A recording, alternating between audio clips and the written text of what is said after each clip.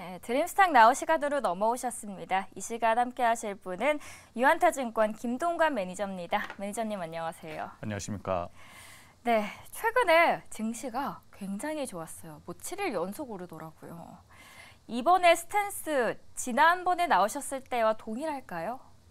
네, 맞습니다. 굉장히 많은 분들께서 경기 침체를 걱정하고 계시지만 그와 반대로 저희 본부에서는 계속해서 경기 침체보다는 골디락스 구간에 있지 않나 그렇게 판단을 하고 있습니다.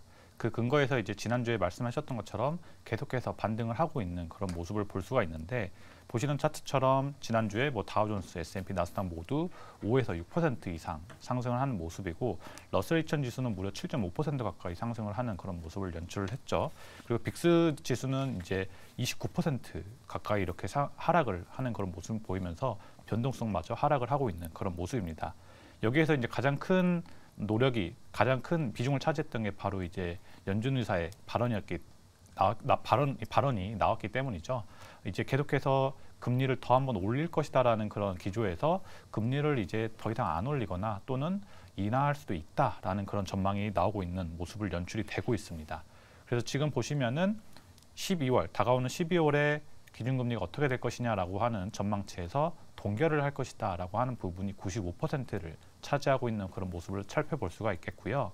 다가오는 내년에 어떻게 될 것이냐를 이제 살펴보시면 지금 4에서 4.75%, 즉 0.75에서 최대 1.25% 정도 금리가 인하할 것이다라고 하는 그런 기조가 점점 더 확대가 되고 있는 그런 모습이기 때문에, 이런 모습에서 과연 그렇다고 하면 인플레이션은 어떻게 될 것이냐라고 하고 있는데, 대표적으로 이번에 발표되었던 임금 상승률 추이도 살펴보시면 전월 대비해서는 0.2%, 전년 동월 대비해서는 4.1%로 계속해서 하향되고 있는 그런 모습이기 때문에, 이런 모습을 살펴보시더라도 금리가 하락하는 구간에 더욱더 집중을 하면 어떤 증시가 될 것이냐에 대해서 포커스를 맞춰볼 수가 있겠습니다. 그럼 이쯤에서 궁금해지는 게요. 금리 인상을 중단하고 인하를 했을 때 과거를 되짚어 봤을 때의 역사는 어땠을까요?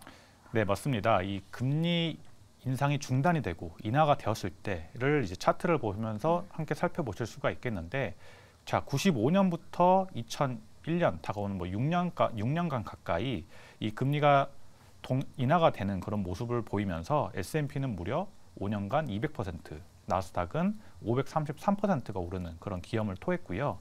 마찬가지로 이제 2006년에서 2008년 이 구간에도 금리 인하가 되면서 32%라는 S&P 500의 상승률을 기록을 하는 모습을 나타냈습니다.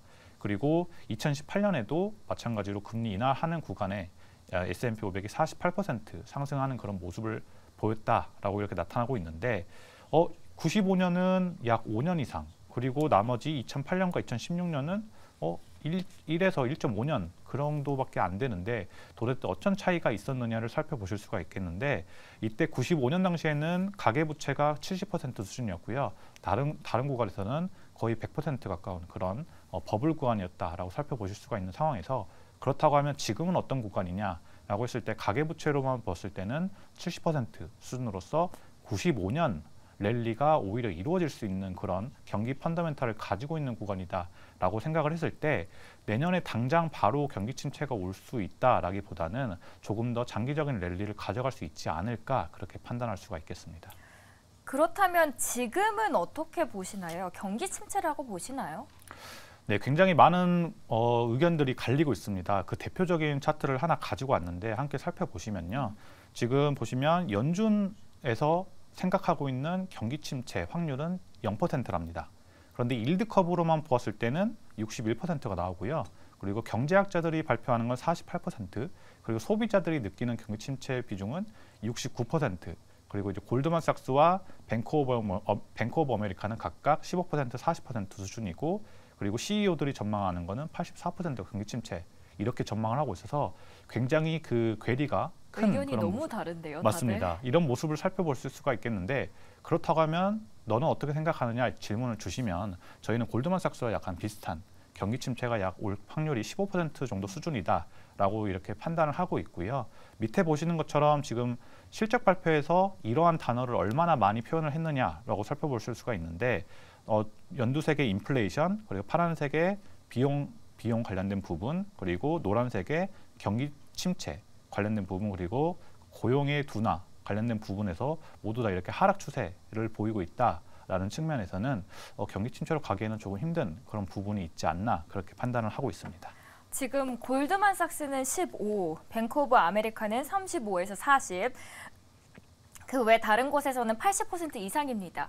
사실 네노라라는 대형 투자 은행들에서도 각기 이렇게나 다른데 지금 골드만삭스 15% 정도의 경기 침체가 올 것이다라고 예상되시는 자료들이 있을까요?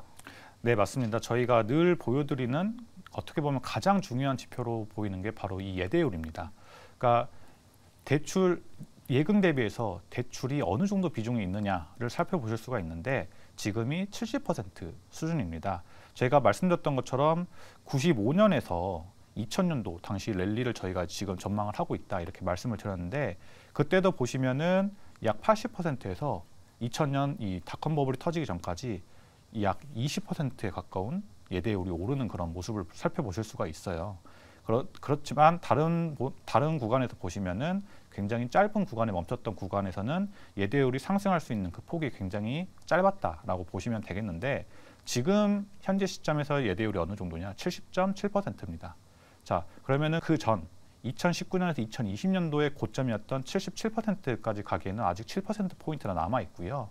뭐 이렇게까지 증가를 할 수 있을지 모르겠지만 어찌됐든 최고점이었던 99.58%에 대비해서는 여전히 30% 가까이 남아있는 그런 모습으로서 대출을 해줄 수 있는 여력이 충분히 남아있다. 이렇게 살펴보실 수가 있겠고 다음 장을 살펴보시면 현 시점에서 어떠한 서베이들이 나오고 있는지 살펴보시면 먼저 이 위의 차트를 살펴보시면요. 미국의 상업가 그리고 산업 대출 규제를 강화하고 있느냐라고 이렇게 질문을 했는데 관련 은행에서 강화를 하고 있다라고 답한 부분들이 계속해서 하락을 하고 있는 그런 모습을 살펴보실 수가 있는 모습이고요.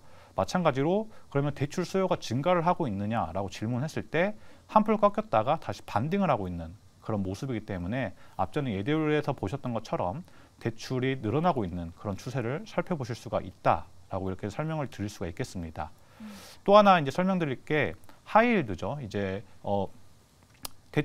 대출을 하는 데서 굉장히 어려운 이런 하이힐드 투자 부적격 채권에 대해서 어떻게 되고 있느냐를 살펴보실 수가 있는데 빨간색 선이 이 하이힐드와 벤치마크의 스프레드이고요. 그리고 그 회색 선이 하이힐드 연체율입니다. 여기서 보이는 이 빨간색이 네. 스프레드라는 게 사실 익숙하지 않은 단어거든요. 어떤 네. 의미인가요? 네, 지금 이 재무 상태가 취약한 이런 투자 부적격 채권들에 있어서 회사채 발행을 하기 어려운 상황이 이 스프레드가 높아진다 이렇게 얘기를 할 수가 있는데 경기가 어려워지면 당연히 투자 채권단은 당연히 더 많은 금리를 요구를 하겠죠. 그러면 하이힐드인 만큼 그 리스크 프리미엄이 증가를 하게 됩니다.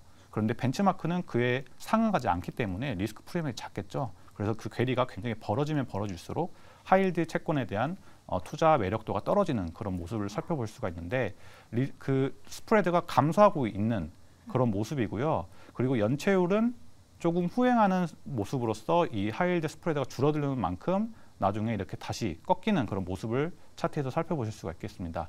그만큼 투자 부적격 채권마저도 매력도를 더욱더 나타낼 수 있는 연체율이 떨어지는 그런 모습이기 때문에 지금 경기 침체로 가기에는 너무나 부정확한 상황이다라고 저희는 판단을 하고 있습니다.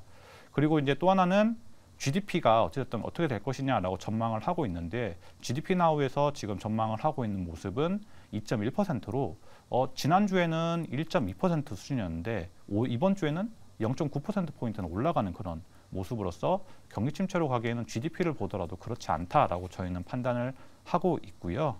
그리고 이제 GDP를 기반으로 한 경기 침체 지수를 살펴보시더라도 거의 0%에 수렴할 정도로 굉장히 낮은 그런 모습을 살펴볼 수가 있겠습니다. 최근 또 기업들의 실적이 굉장히 많이 나왔습니다. 그런데 생각보다 괜찮았어요. 다만 가이던스가 조금 예상치보다 낮아서 주가 하락을 유발하긴 했는데 기업들의 실적을 보고도 우리가 유추할 수 있을까요?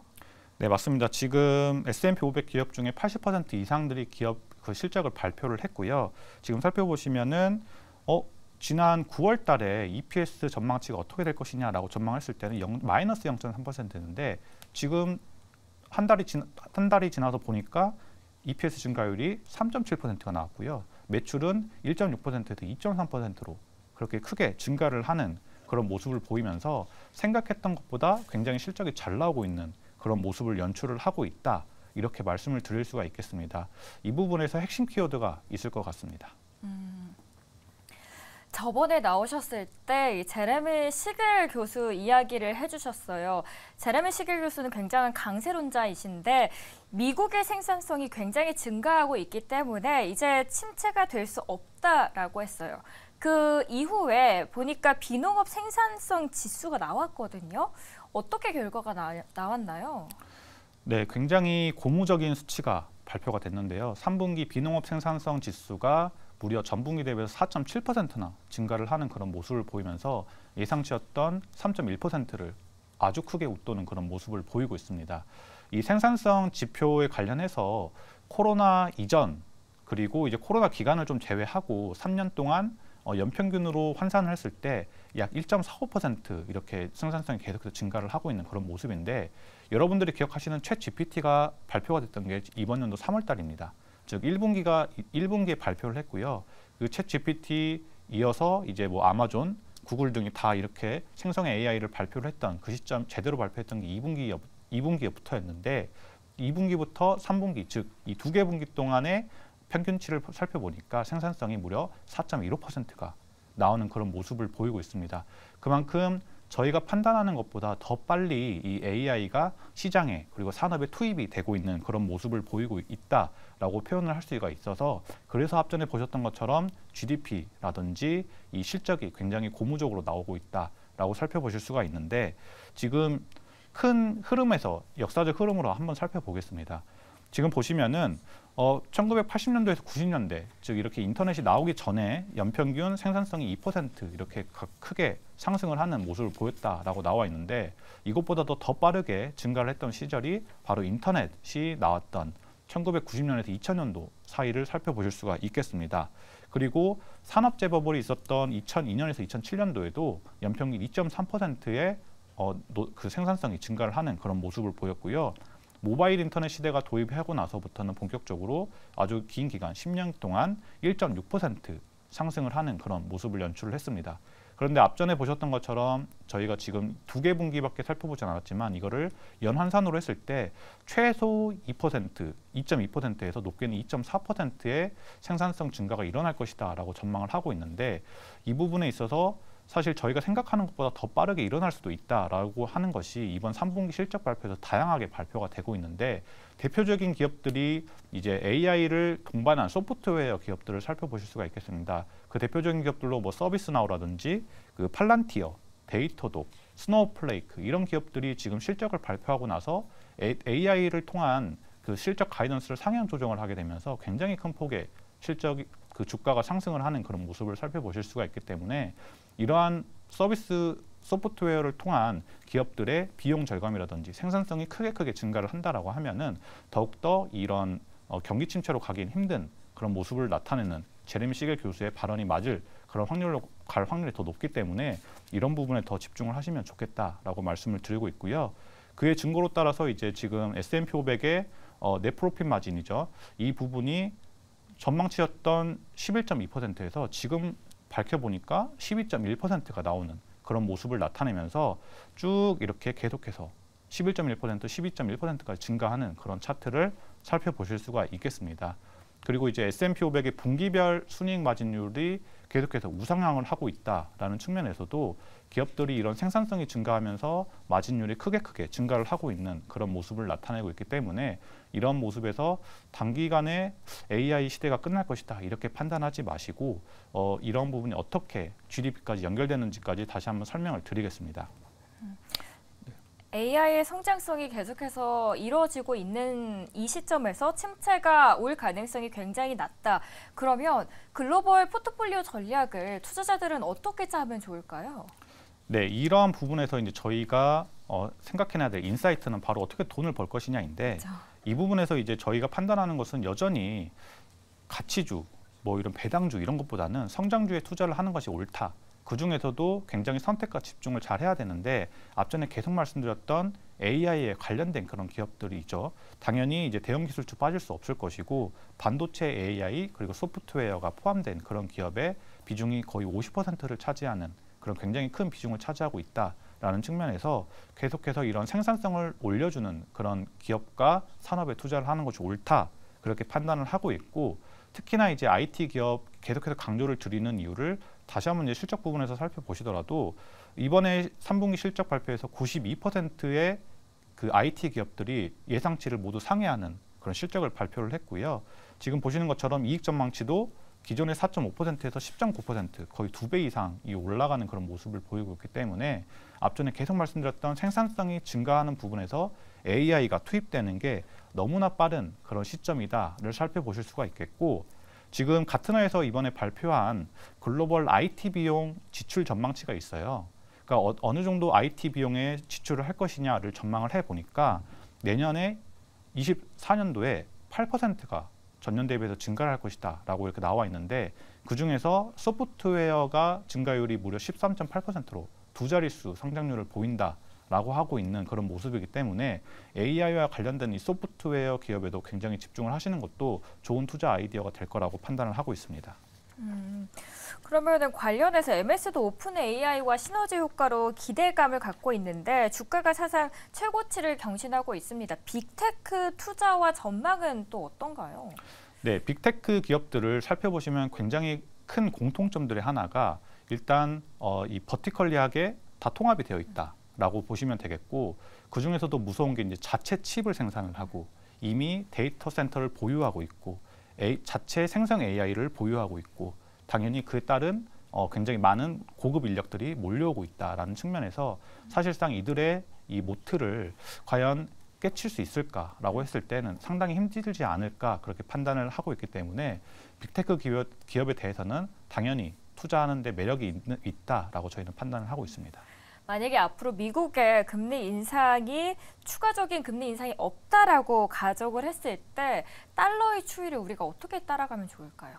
네, 달러 지수는 지금 계속해서 105 수준으로 이제 지금 계속해서 하락을 하고 있는 그런 모습이죠.